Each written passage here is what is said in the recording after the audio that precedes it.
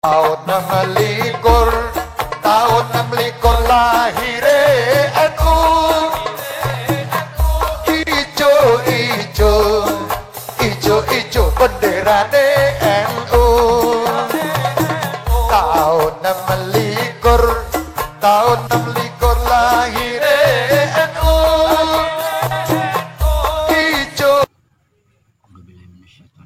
Bismillahirrahmanirrahim. Assalamualaikum warahmatullahi wabarakatuh. Jumpa lagi dengan kami di Kampung Misteri Channel. Kali ini kami akan mengupas tentang Islam Nusantara. Banyak di kalangan Nusantara sekarang bahwa Islam banyak bermacam-macam, beraneka ragam, yang akhirnya yang ditakutkan itu adalah perpecahan dari Islam itu sendiri, yang kita belum tahu asal usulnya dari mana, pengertiannya seperti apa. Bahwa masyarakat sekarang ini seluruh Nusantara mungkin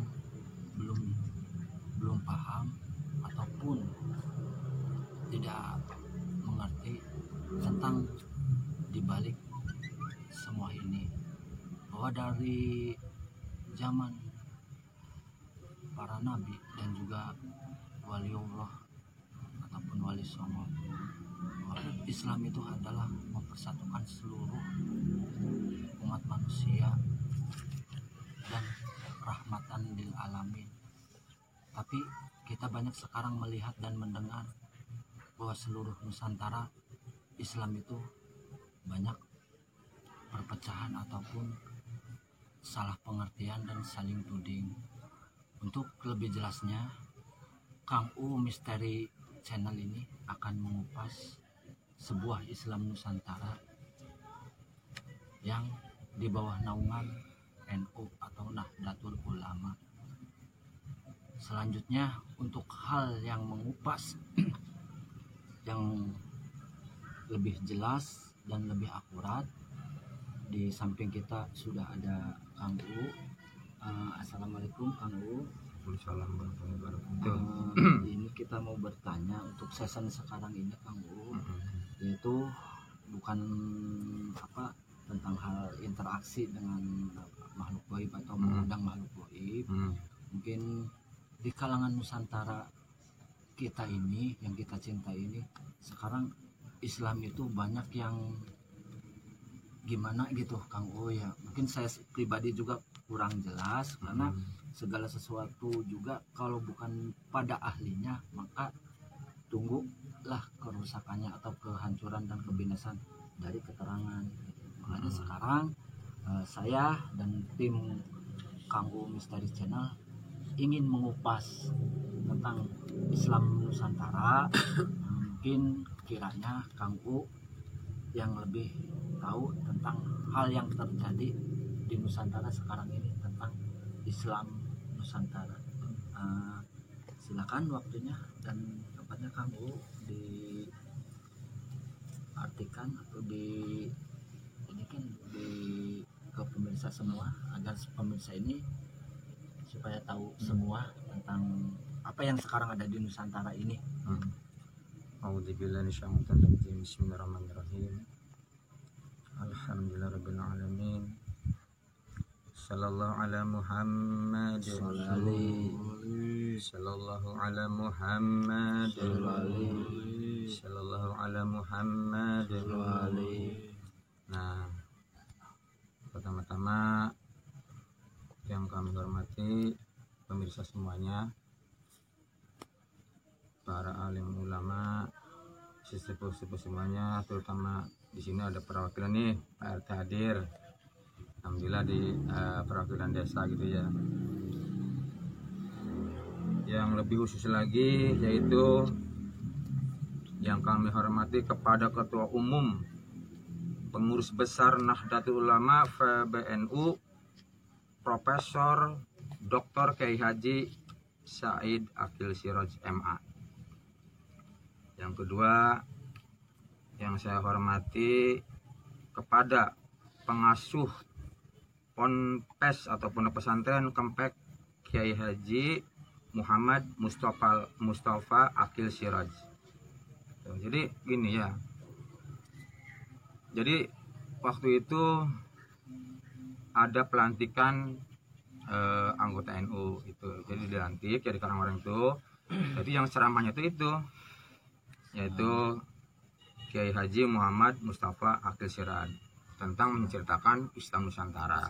Kemudian diundang, bahkan dilantik kan gitu. Nah, beliau itu cerita, maksudnya cerita tuh tentang cerita. Akhirnya kemudian tangkap gitu, maksudnya ngerti lah gitu. Nah, mungkin kan orang lain kan belum tahu, karena yang hadir itu kan bukan istilahnya semuanya hadir ya, itu hanya orang tertentu yang mau dilantik gitu, menghadiri acara tersebut. Nah, terus jadi Islam Nusantara itu bukan Islam aliran baru, bukannya poin utama itu bukan. Tapi ada makna yang tersembunyi itu di tengah-tengahnya. Itu kalau orang sudah paham dan cerdas, berarti Islam yang ada di Nusantara. Tuh. Nah, makanya kalau gitu kan panjang ya. Nah, makanya disingkat Islam Nusantara. Kok ribut jadinya? Ribut. Kalau ada istilah Islam itu indah enggak ribut, Islamic Center enggak ribut, kenapa kata-kata Islam Nusantara itu pecah? Ribut itu pertama. Nah, setelah diceritakan itu ternyata apa? Tuh. Jadi menceritakan para wali songo ya. Tuh, menyebarkan Islam ke Nusantara itu awalnya dari para wali songo. Tuh, jadi ini kisah para wali songo gitu. Nah, karena Mujang punya keahlian di bidang ini, akhirnya kan nyambung gitu ya.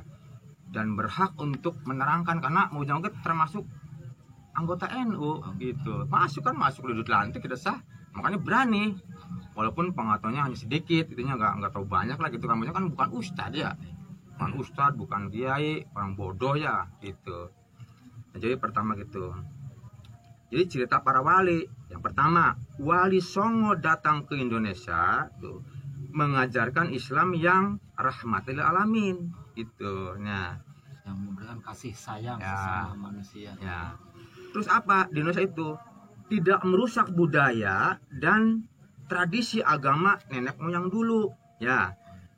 Mohon maaf kamu tidak merusak budaya dan tradisi agama nenek moyang dulu. Yang dulu itu yang dimaksud itu yang seperti apa itu? Nah, di sini ada jadi.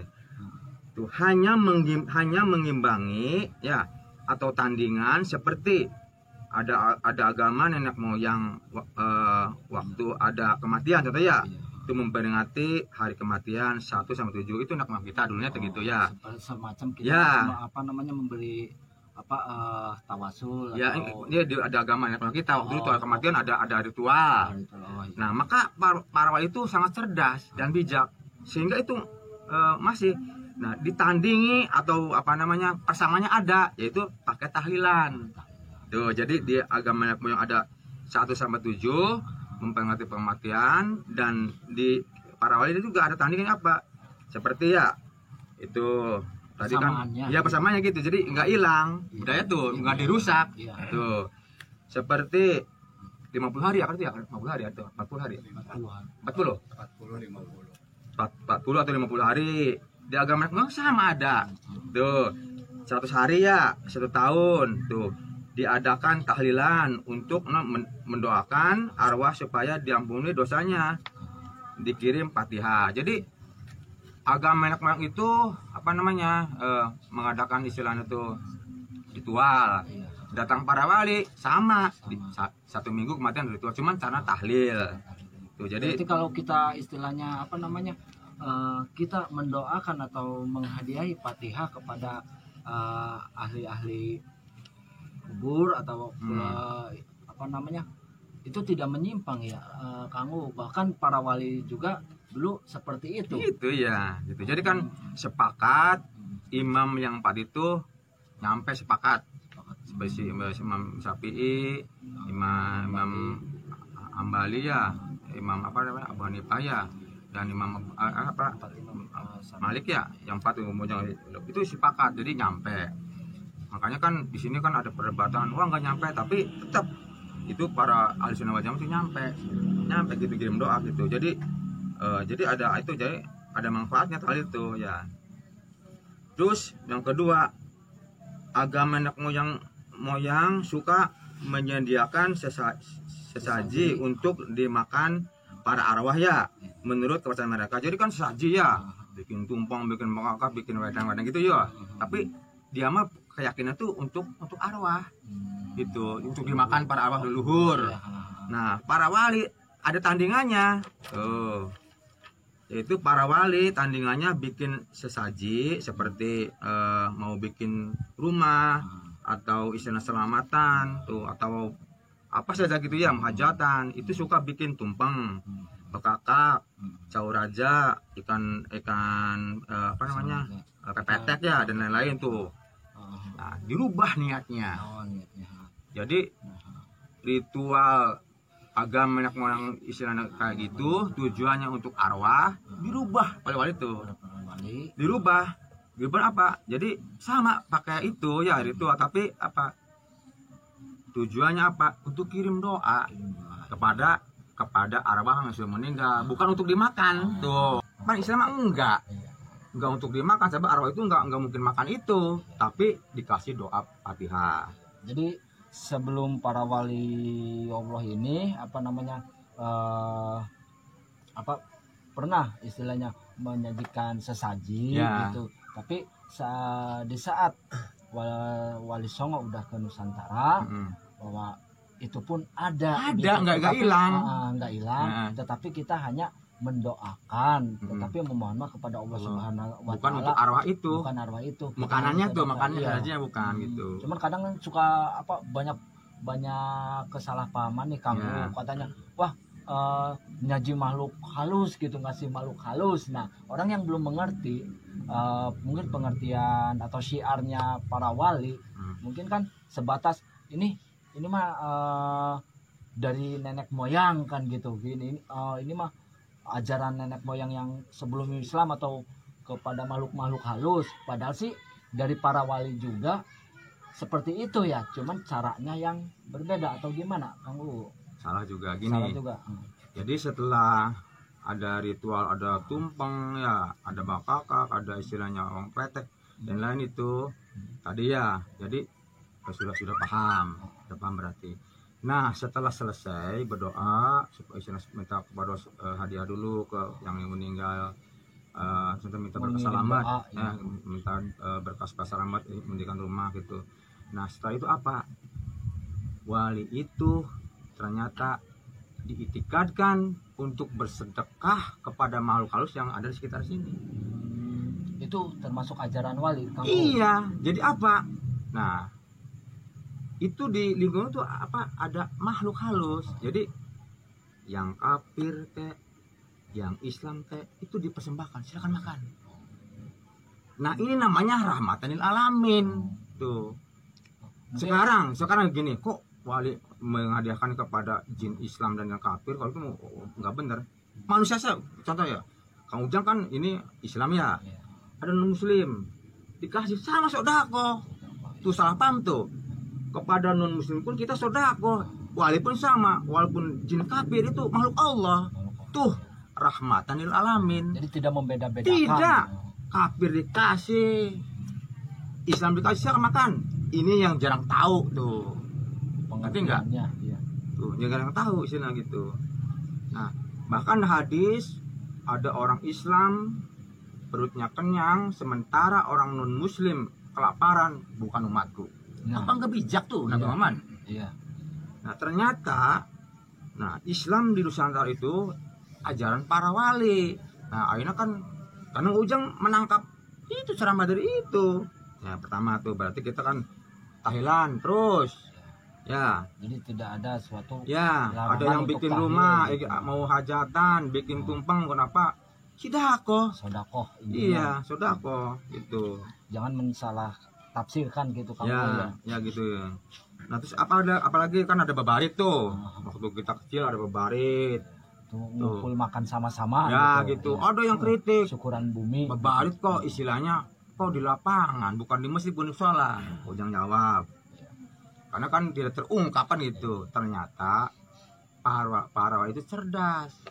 Kalau orang-orang masyarakat sekitar itu masuk masjid tuh, atau masuk musola, barangkali ada yang head, barangkali ada yang orang Islam yang belum sholat punya hadas besar masuk ke masjid, nggak boleh tuh. Ataupun Jadi- orang apa namanya, mohon maaf, Iya. non Islam ingin ikut atau Iya. ingin andil, jadi bagaimana perasaannya, menjaga perasaan gitu. Jadi- Makanya jadi kan babarit itu adanya di semua orang. semua orang. Iya, gitu. misalnya ada non muslim atau silakan gabung kan gitu kalau mau. Jadi ada yang kritik, wah beda tuh, masjid ada, musola ada, kok di lapangan? Wajang jawab, karena wali itu tahu hukum fikih, bisa pindah kan enggak, larangan yang ke masjid itu kan haram, itu diantaranya gitu. Nah makanya di sini Mojang berpesan istilah untuk semuanya gitu ya. Karena apa? Karena berdasarkan Al-Quran tuh mengatakan nih, A'udzubillahi minasyaitonirrajim, bismillahirrahmanirrahim. Quran surat Al-Imran ayat 103. Wa'tasimu bihablillahi jami'an wa la tafarraqu. Artinya, dan berpegang teguhlah kamu semua kepada tali agama Allah, dan janganlah kamu janganlah kamu bercerai-berai. Kata siapa? Atau Allah. Ya, sekarang kan kamu jangan ulang dari belakang. Kalau ulama dengan ulama bercerai-berai, berarti memegang agama enggak? Iya, itu tidak memegang agama. Sekali lagi, kalau para alim ulama bercerai-berai, tuh gontok-gontokan, memegang teguh agama enggak? Jawab sekali Tidak. lagi. Tidak. Tuh, sekali lagi. Kalau ulama-ulama di Indonesia bercerai-berai, itu memegang agama enggak teguh? Tidak. Sebenarnya kamu. Nah, maksud agama itu apa? Podomanya Al-Quran. Tuh. Jadi orang baca Quran tapi mengingkari Al-Quran. Tuh, itu maksudnya. Mengaku adanya Quran, tetapi Al-Quran itu sendiri diingkari. Iya, apa namanya? Ada dalilnya gitu. Jadi jangan bercerai-berai lah gitu. Gara-gara Islam Nusantara kan gitu antaranya. Terus yang kedua itu yang ngeri lagi itu ayat di sini. Nah, di sini kalau sudah pecah, akhirnya kan bergolongan-golongan tuh. Berkelompok. Golongan ini, golongan ini. Itu kata Allah itu ditegur ya. A'udzubillahi minasyaitonir rajim, bismillahirrahmanirrahim. Nih. Surat 30 Arum ya. Ayat 31 artinya, dengan kembali bertaubat kepadanya dan bertawakal kepadanya, serta laksanakanlah sholat, dan janganlah kamu termasuk orang-orang yang mempersekutukan Allah. Tuh, yang ke-32 nih sambungannya ya. Tuh, yaitu orang-orang yang memecah belah agama mereka, dan mereka menjadi beberapa golongan. Setiap golongan merasa bangga dengan apa yang ada pada mereka, golongan mereka tuh ya. Jadi mereka merasa bangga Dengan golongan dengan mereka. apa yang ada pada golongan mereka. Begitu Kang O ya. Iya. Tuh, jadi itu apa nih? Nah, terus Itu surat Arum ayat 32. nah, terus ada lagi nih. Katakanlah Muhammad, aku ini hanyalah seorang manusia seperti kamu ya, yang diwahyukan kepadaku bahwa Tuhan kamu adalah Tuhan yang Maha Esa ya. Karena itu tetaplah kamu beribadah kepadanya, dan celakalah orang-orang yang mempersekutukannya. Tuh, terus ada sambungan lagi ya, yaitu orang-orang yang tidak menunaikan zakat dan mereka ingkar terhadap kehidupan akhirat. Tuh, jadi orang-orang yang punya golongan ya, tuh itu apa? Itu termasuknya musyrik. Itu musyrik karena apa? Karena tak mempertuhankan golongan. Jadi bukan mempertuhankan Allah Subhanahu wa taala. Bukan. Tapi, Iya. hanya berkepentingan atau mempertuhankan Iya. dari suatu golongan-golongan itu. sendiri gitu, Iya Kang gitu. Uu ya. Jadi, Bahwa dari Musrik, hukumnya musyrik. Iya. Orang ini misalnya gini ya, ada golongan nih, kita kan merasa benar, itu salah. Mereka kan mempertuan golongan, ini musyrik nih. Iya. Terus ada orang yang nggak sholat, nggak zakat ya, itu aja ada tuh, mempertuan harta. Jadi musyrik itu macam-macam, bukan Allah ada dua, ada tiga.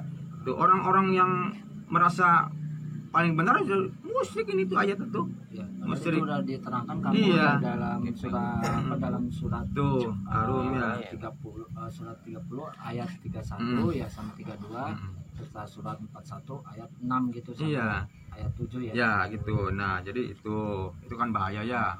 Jadi apa? Ya kita boleh bergolongan, ya bergolongan ini boleh. Ya golong grup zikir, grup yasin, grup istilahnya apa namanya ratiban boleh, tapi jangan merasa benar, menyalahkan orang lain, bahkan menyesat-nyesatkan. Karena Allah itu apa? Itu jangan menghakimi orang itu sesat. Yang berhak menghakimi sesat itu hanya Allah. Kita tahu Bukan kan? manusianya, bukan Bukan. ciptaannya. Bukan, Allah yang tahu siapa yang sesat dan siapa yang benar.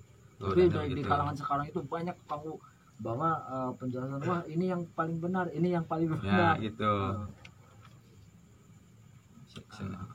Terus gitu, terus gimana lagi coba? Terus apa namanya? Terus Kangku bagaimana menanggapinya kita ini sekarang ini yang kita lihat di Nusantara ini kan banyak perdebatan, banyak apa namanya saling menuding atau saling menyalahkan, sedangkan sudah hampir sekarang itu Islam itu banyak terpecah-pecah gitu. Nah, apa atau gimana supaya kita itu apa mencari jalan bahwa Islam yang rahmatan lil alamin itu gimana atas dasar yang kemarin itu banyak perpecahan seperti itu, Kang U. Berarti kita kembali ke leluhur kita. Jadi apa? Para wali ya. Nah, para wali itu kan yang sebenarnya kan apa? Bersatu ya, damai bersatu. Tuh, jadi kita kembali mencontoh dan meniru para wali. Jadi para wali Songo itu bersatu, 9 tuh kumpul, nggak ada perpecahan gitu. Jadi kembali gitu. Jadi umat Islam yang di Indonesia itu harus bersatu karena leluhur kita itu Islam yang diturunkan ke Indonesia, ke Nusantara itu Islam para wali. Maka kita contohnya para wali dari siapa? Para tabiin, para sahabat ke Rasulullah nyambung.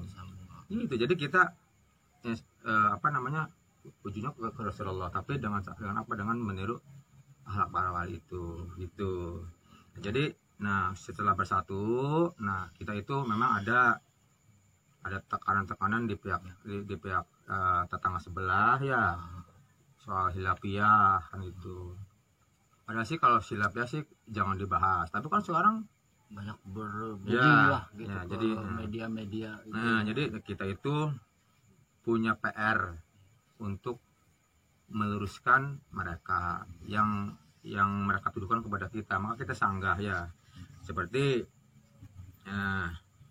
kita itu harus bersatu karena ada tetangga sebelah yang akan membunuh karakter para wali Songo. Contoh seperti yang membidahkan mahrabanan, membidahkan tahlilan, yang membidahkan babarit, yang membidahkan ziarah kubur kepada para wali Songo tuh.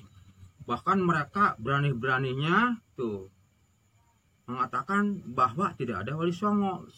Itu Pernah terjadi kan? iya, ya ada. Bagaimana dia itu dapat berkah dari Allah? Dia itu tidak beradab terhadap wali Allah kan itu. Siapa sih dia gitu? Wali sih sanadnya nyambung pada Rasulullah tuh. Dia turunan siapa? Tuh berani-berani istilahnya tuh pada wali itu yang aku nggak suatu, Yang mempecah belahkan Islam ini ya, Kang Uy. iya. Jadi kan orang awam kan bingung mau ziarah yang atas nama Al-Quran, atas nama Rasulullah, tapi secara tidak langsung membunuh ajaran para wali Allah yang membawa ajaran Rasulullah tuh di antara begitu.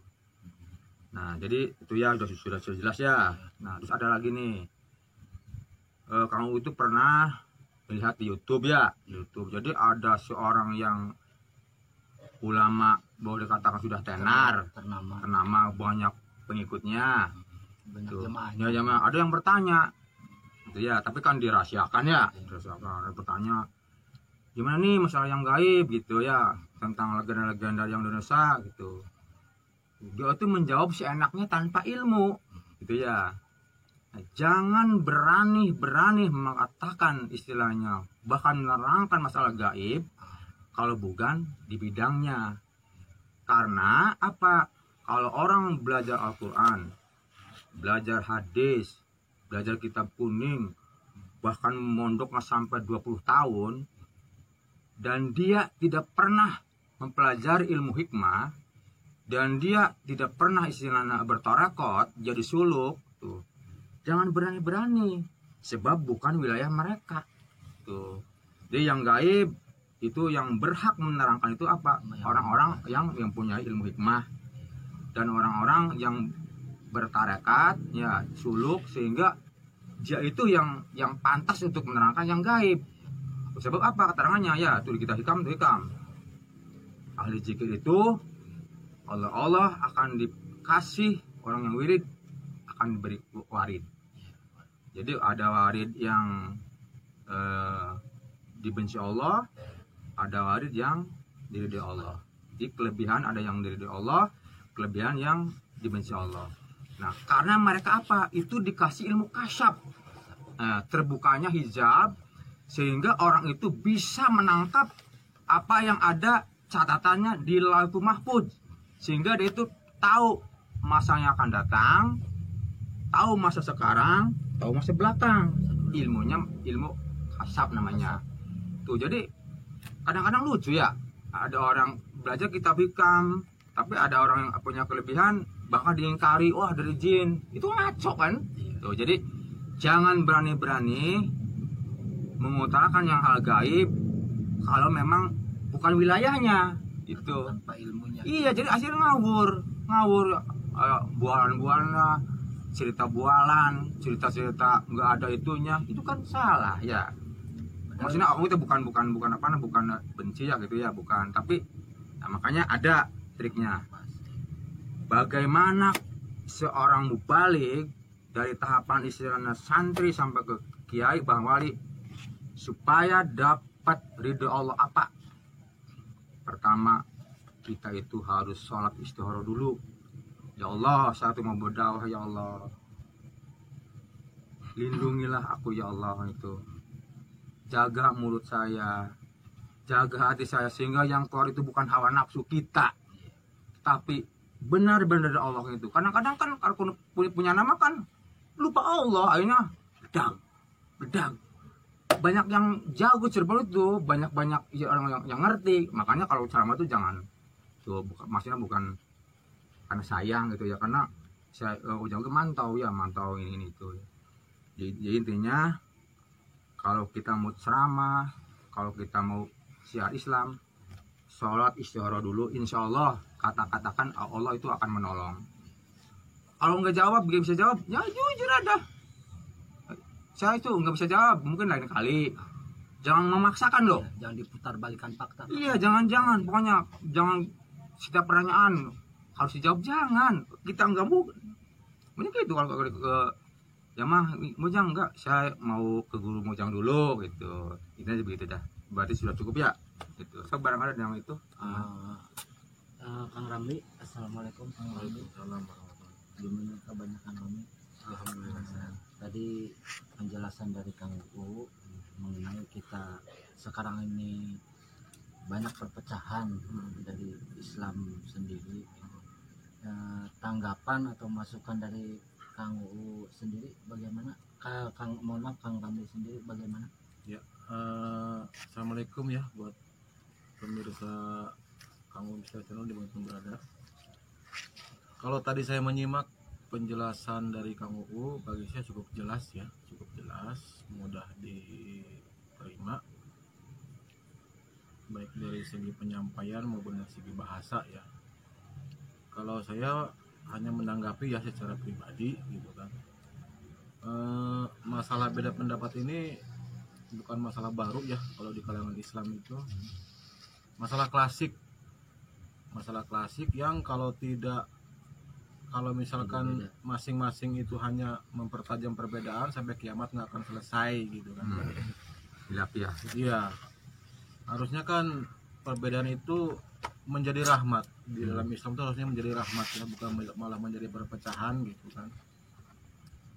Jadi selalu mempermasalahkan masalah teknis gitu kan. Orang bener bagus ya, tapi kalau merasa bener udah setan, bukan orang lagi namanya gitu kan. Karena yang merasa bener itu setan. Itu disitulah kelemahan Islam gitu kan. Bahkan Nabi sendiri pernah bersabda gitu ya, Muslim itu banyak tapi kayak buih di lautan gitu ya, mudah terombang ambing, centang perenang dia tidak berbobot. Jadilah Muslim yang berbobot, bersatu, solid gitu ya. Jangan tanpa ada perbedaan. Iya, jangan mempertajam perbedaan. Persamaan yang kita cari. Kita sama-sama Muslim, kita arofu, bersatu ya, saling mengenal, bersatu. Jangan berpecah belah. Pesan Allah juga tadi yang disampaikan oleh Kang UU sangat jelas ya. Kita disuruh bersatu, jangan berpecah belah. Perbedaan pendapat jadikan rahmat gitu. Jangan jadikan perpecahan. Mungkin itu ya. Yang pendapat dari saya gitu, tanggapan dari saya. Ada itu yang itu. Dari Ojol barangkali zaman now udah. Ya, sebelumnya assalamualaikum warahmatullahi wabarakatuh buat pemirsa Kang Misteri Channel ya. Ya sangat jelas banget saya setuju dengan Kang Ramli ya gitu. Jangan pernah perbedaan pendapat dijadikan untuk perpecahan. Tapi perbedaan pendapat jadikan untuk menjalin silaturahmi sesama Islam. saya Kang UU Misteri Channel mengaturkan rasa terima kasih kepada seluruh umat muslim Indonesia, para pembuka agama, para alim ulama, dan semua pemirsa yang menonton acara Kang UU Misteri Channel. Dari Kang UU saya haturkan terima kasih. Wabillahi taufiq walhidayah. Wassalamualaikum warahmatullahi wabarakatuh.